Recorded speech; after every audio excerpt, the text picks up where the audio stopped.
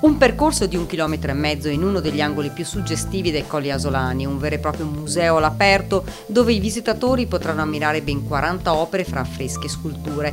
Parte così sabato 7, la 20ª edizione di Arte e Natura. Questa è una festa unica perché c'è pittura, scultura, musica e poesia dall'alba al tramonto, e voglio dire che chi viene trova l'artista che lavora, trova come si crea l'opera d'arte, nel momento in cui arriva trova l'artista che lavora, questo è importante. Partenza dal borgo di Costalunga per arrivare fino a Bocca di Serra, passando per Costalces.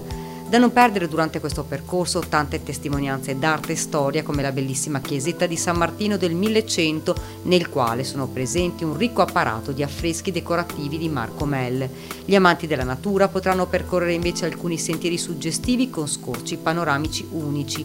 Quest'anno anche una novità. Quest'anno abbiamo fatto un libro che raccoglie 200 foto di 20 anni di arte e natura, quindi quest'anno il sabato sera abbiamo la presentazione del libro nel posto magnifico The Music Country House, che è vicino a Castelces. Una villa davvero particolare. Il proprietario, che è un musicista, ha creato un parco con tutte opere in ferro battuto, ferro vecchio, riciclato, e in più un'opera di Benetta, che è un violino alto quasi 6 metri che suona all'alba. Appuntamento dunque per il 7 e l'8 settembre a Cavaso del Tomba fra cultura e natura, ma non mancherà anche uno stand gastronomico per assaggiare i piatti tipici.